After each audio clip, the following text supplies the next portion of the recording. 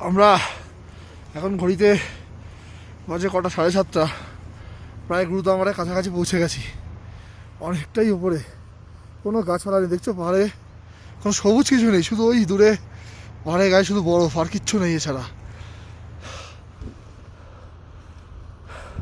এখনো পর্যন্ত শ্বাসকষ্ট সেরকম হচ্ছে না, ঠিকঠাক আছে। শুধু একটাই অসুবিধা হচ্ছে, হাত জমে যাচ্ছে খুব, হাত অবশ হয়ে যাচ্ছে। আর এই যে দেখো পাহাড়ে এই যে সব বরফ জমে রয়েছে, এই সব ব্ল্যাক আইস, এই সব আইস সব রাস্তা দিয়ে বরফ জমে পড়ে রয়েছে। ওই যে দূরে একটু জুম করলে দেখতে পাবে, আমরা ওইখানেই যাব।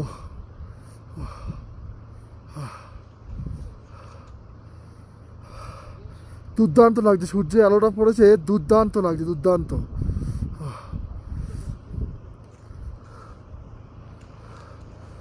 চলো, দারুণ দারুণ দারুণ লাগছে, খুব এনজয় করছি। পাহাড়ের দৃশ্যগুলো শুধু একবার দেখো।